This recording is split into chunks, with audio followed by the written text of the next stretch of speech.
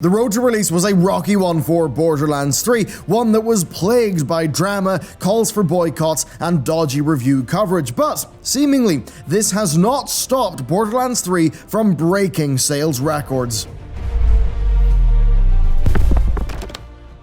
Hey everyone, and welcome back to another industry report. This time we're examining how apparently all the drama and outrage and boycotts in the world cannot stop a strong name from selling. But before we get started with today's video, be sure to like, subscribe, and ring that bell, and also consider discussing this story over on our Discord.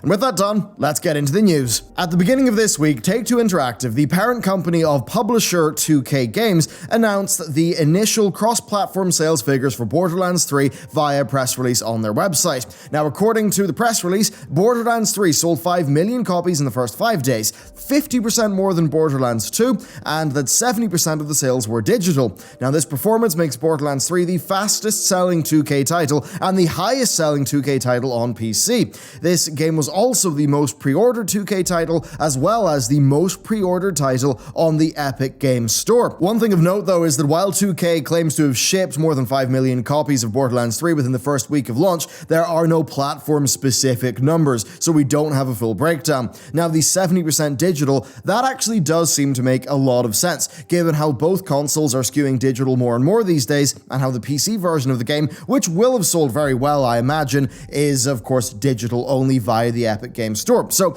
it's not surprising, but the higher profitability of digital will be a massive win for 2K, because basically, there are no retailer cuts, and they're mostly operating on a 70-30 over an Xbox and Sony. Of course, digital profitability will have been a more important factor for the PC release, given it being an Epic Games Store exclusive with that 88% split.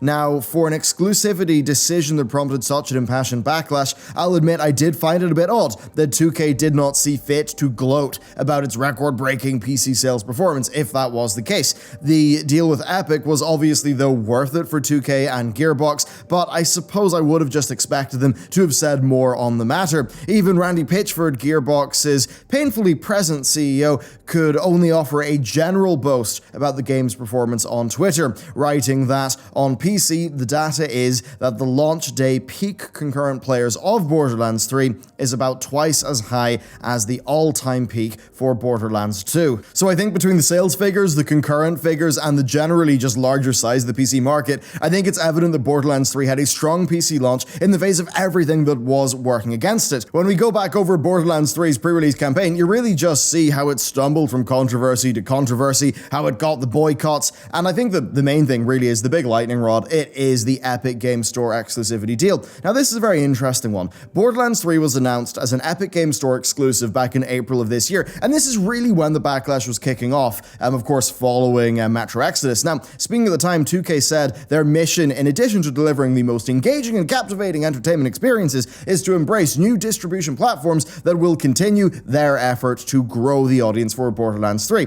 Now, at the time, that is a decision that, annoyed a lot of people, and the complaints ranged from, the classics, Epic Games Store being an ill-equipped storefront and all of those things, marketing itself as Steam but clearly being inferior, to a more direct criticism of just people thinking this is a flagrant cash grab from 2K. Now, that's something that's understandable on both sides. Like, a business is going to want to, go make profit. Now, of course, for 2K, the 88% store split is far better, as is the waiving of the Unreal Engine's 5% licensing fee. Combined, that's a lot of money saved. Now, past that, we do also have to wonder what additional arrangements were made. So Epic often do upfront minimum sales guarantees for games, but being real with you, given how much of a safe bet Borderlands 3 was, I really doubt that 2K would have been that enticed by a minimum sales guarantee. They're going to get those sales anyway. Ultimately, many, I think, will understand a smaller indie team going with the Epic cash and the minimum sales because maybe they need that money up front to finish the game, or, a situation like that. But I think that fades away when it's a case of a company just simply making what they think is the most profitable decision. And again, that is just a case of consumers and companies sometimes have different incentives. Now, this was followed by many other controversies. We have the Submato situation, preloads, Epic Games Store's feature set, amongst other things. Just about every bit of PR that could have went wrong did, and not just about the game, because all these things end up revolving around Randy Pitchford being, well, himself. Pitcher's eccentric behavior in recent times has seen him flit back and forth between being viewed as a joke and being a potentially slightly dangerous character. Over the last few months, we've seen Pitchford being accused of physically assaulting Claptrap's former voice actor, lambasted for sharing unsettling content on Twitter, and criticized for his treatment of industry favorite Troy Baker. Then there's the situation with the USB disk and the crazy legal situation with Wade Colander. Pitchford's behavior and endlessly persistent social media presence has done little to ingratiate himself to gaming audiences overall, and I think when you get into the stuff with Wade Colander and its more extreme accusations, especially like, the money being siphoned away from employee bonuses, that further fueled the fire. Now add to all of this how 2K were caught red-handed attempting to game Metacritic by seeding reviews to particular outlets earlier than others, and then by marking that build as work in progress so as to avoid reviewer criticism over its performance. And of course note that is, performance issues that persisted in the launch version of the game, and you can see how just every single PR thing that could have went wrong did. Now the remarkable thing is how, guess what? None of that really mattered that much. Borderlands 3 sold millions of copies, and it broke a number of sales records for its publisher. For all the dodgy decisions, allegations of malpractice, claims of anti-consumer behavior, exclusivity backlash, review bombing, calls for boycotts, Borderlands 3 still sold like crazy. And even if it would have sold better on Steam, would have sold more copies, well, A, they'd lose money on the engine license fee and the higher store cut, but more importantly, B, that is a hypothetical. It's selling better on Steam, like with a simultaneous launch, that's a hypothetical. And what's going to matter to 2K games and their future decision making is what actually happened, the data that they have. Now, the reasoning behind this is actually the reason why I made this video, because it's really interesting. Titles like Borderlands are, in a way, simply too big, too popular, too recognizable for people to not play them. The calls to boycott Borderlands 3, they were ringing across various Reddit threads and Twitter and all of that for a long time for this game, and they were never really able to take hold in a way that would lead to action. And sure, a lot of people will have stuck to their guns and not purchased the game, but at the end of the day, the numbers just are what they are. When it comes to blockbuster games like Borderlands 3, people will go to where the game is. Now, why is that? Well, I'd say it's because Borderlands has reached the point of cultural relevance. Now, I don't mean that in terms of its sense of humor or anything like that. I happen to particularly dislike Gearbox's brand of humor. Let's just sort of leave it there. But when I say cultural relevance, basically it's everywhere. Everyone talks about it. People are playing the game with their friends. That also means that the game has a powerful network effect. Now you might be wondering, what is a network effect? Is this to do with computer networking? No, a network effect is basically like when the fundamentals of a business are kind of like, they're really well set up for growth in that manner. So take, I think like LinkedIn. LinkedIn's a good example of a network effect because LinkedIn gets better the more people that are on LinkedIn. And that's one of the things that really allowed them to scale super fast. When you go here to a lot of the modern loot shooters that are in many ways designed for 4-player gameplay, they have that network effect where the game is better the more people you have actually playing it. And that's something they've even doubled down on with the Twitch integrations that this game has. So that network effect and it being like a part of people's like experience with their friends, how they actually experience their time with their friends. That plus the massive, massive scale of this game just means that this game now has cultural relevance. It is a part of the broader discourse of gaming. And that does mean, I believe, that people will go to where the game is. And that's basically what we've seen actually happen. We've seen the boycotts really not matter that much. I think a lot of it is a FOMO. You have this thing that is being propelled to cultural relevance within the hobby. And because of that, people don't want to miss out on that thing that is culturally relevant, especially because they'd also be missing out on the network effect. So you could even say that there are basically social penalties to not going near this game. And all of those things basically just mean that the Epic Game Store arithmetic is a little bit more in the favor of the publisher. Now, why do I say that? It's actually pretty simple. So this is a case where the minimum sales guarantee is not at all going to matter for 2K games. They basically know, yeah, we're guaranteed like 5 to 8 million copies. And then they're going to sit down with their calculator and say, well, okay, why don't we funnel those sales that we pretty much know are guaranteed because our game is so culturally relevant, why don't we funnel those through where we're getting the most money? And I think that's why Epic will have happened, and I think for those cultural reasons that I talked about, that's why it being an Epic, I think, didn't really matter all that much. Even though, yes, it could have sold more in Steam, I think it would have sold more in Steam,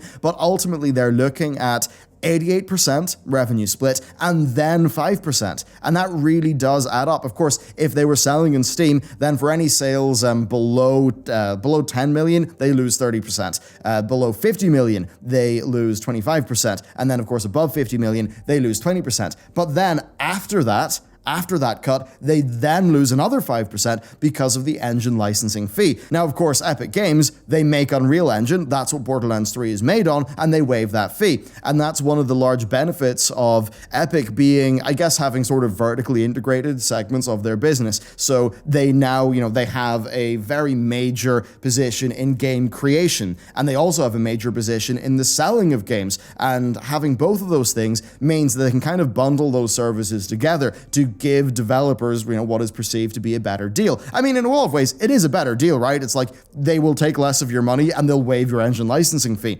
And that gives them sort of power and leverage that Valve don't really have. And I think what matters here a little bit more is that this is kind of us describing and talking through how somewhere like Epic makes a lot of sense for a large company, right? A large company that's pretty much guaranteed sales because of the strength of its intellectual property.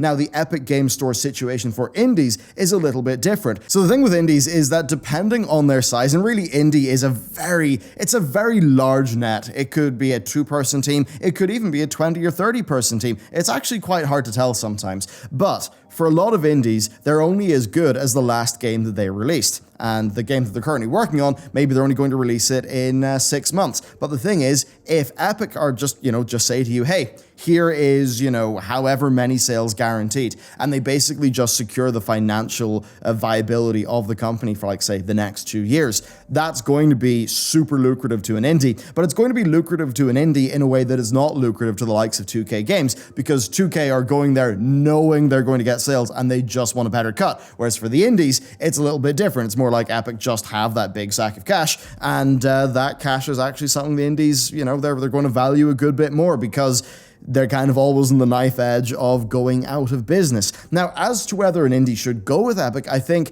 there's different categories of indies, right? So you've got indies that I think are maybe more mechanically driven, that are more community driven, more grassroots. I think those are games that are best just going as wide as they can. There's a lot of games that do just come out and then they grow over time through that community, and I think in that case, it's all about, if you sort of take the analogy of a snowball rolling down a hill, gaining mass as it goes down.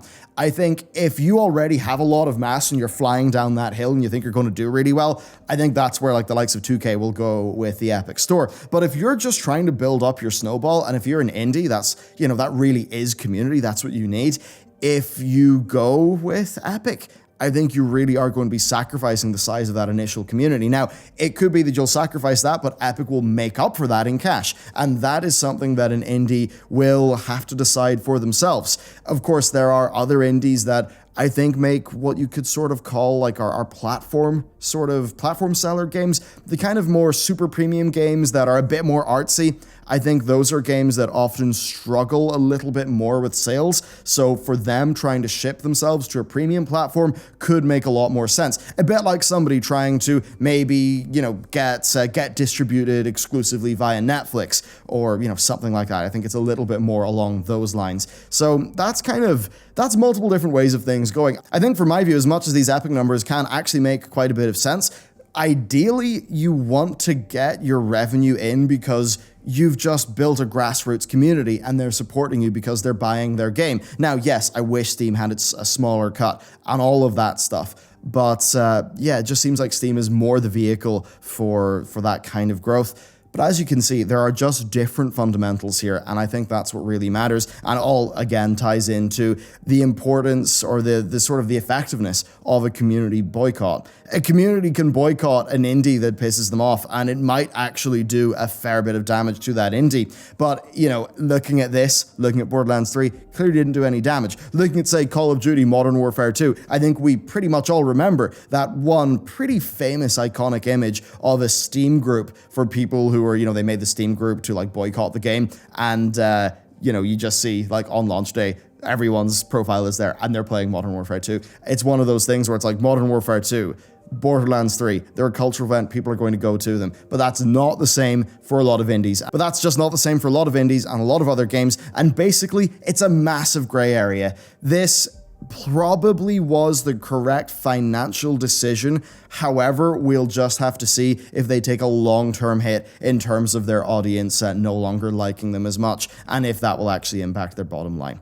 But overall, I would love to hear what you've got to say about this. What do you think about the impact of boycotts, and what do you think about the various different stores? I would love to hear what you got to say, so let me know down below, or of course, over on our Discord. Thank you very much for watching this video, and with that, I'll see you next time.